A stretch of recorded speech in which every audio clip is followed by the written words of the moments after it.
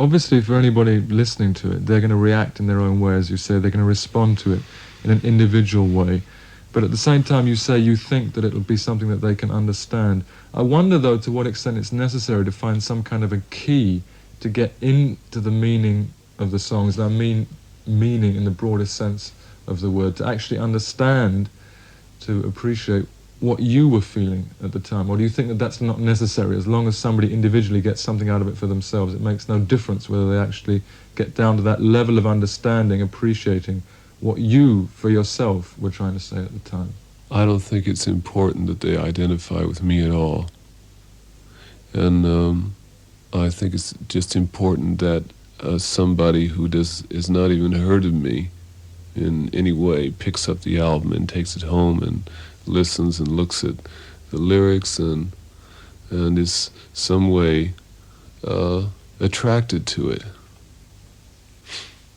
Do you react differently now to the songs, now that the album is out, now that you've had time to distance yourself from them? Well, it's not easy to listen to yet.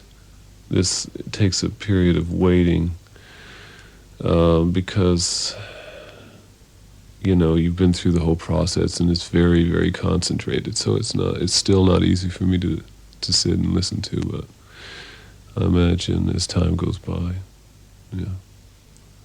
It's a serious record, I think. We're talking about it fairly seriously as well. I wonder if that means that it only portrays one side or a side of your character. Did you find that there is another side of your character that you find very difficult to put down into words, for instance? The side of everyone's character who is working on, who's a writer of any kind, they're working in a very authentic way when they're doing this. What they do away from this is totally different. It's a cliche, but we're as many people as the people we know.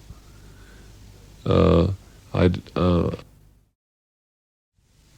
just went my way through several short novellas, but it will come when you ask somebody what they've read or heard recently, they can never think of it.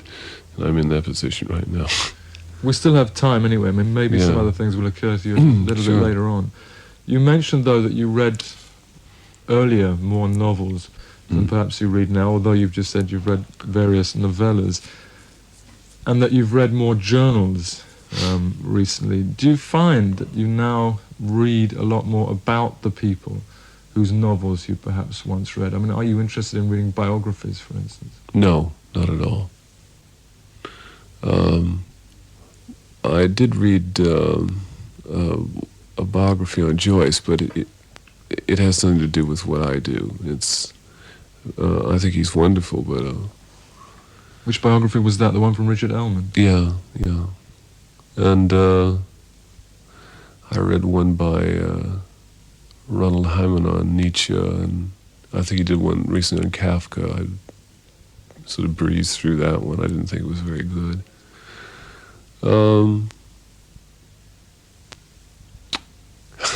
Trying to remember, I can't remember now. But that's at least in the last year. You've got, 6 things, because Main Currents was 3 books, so. But having mentioned Ronald Hyman's biography of Kafka, presumably you read that because you'd read the novels of Kafka. Very early on, yeah. Were you not interested at that time, for instance, to know about the person behind those books? There wasn't a lot about in biography at that time. And also Kafka is a very, very interesting writer. In his own country, he's considered to be a black comic writer. You know, we take him very seriously in England. And I've always found him very funny. I don't think people should take him that seriously. He is very funny and serious all at once.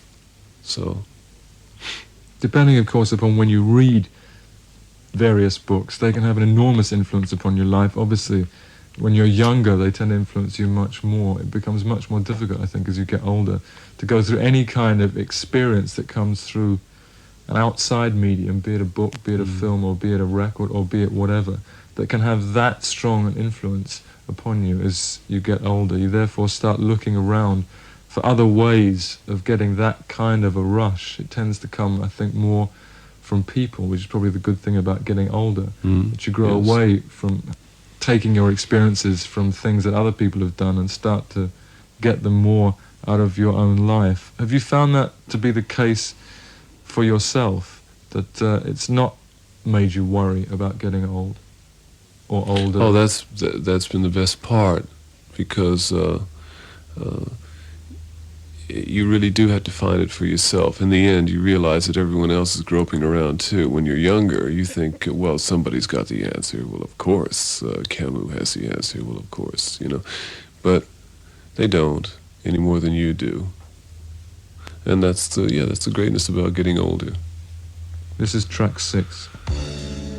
In any way whatsoever, there are just various things that occur to me that I'd like to ask you about. Were you, for instance, living in England during the Falklands War? Yes. What effect did that have upon you? Presumably you followed the coverage of that in the British papers and on television, or the lack of coverage of what was happening, or the delay in the coverage of what was happening. What was that like for you being in England at that time? Oh, it had the effect on me. I don't know whether the press coverage on something like that, it's very difficult to get any kind of positive reaction, especially being so close to the government we have at hand now. I always doubt the press coverage on that. I didn't know what to think, really. Would you go back to America to live? Well, I haven't thought about it recently, but there's always a possibility. I never say never, you know. I don't know what would make me do that, but it might come about again.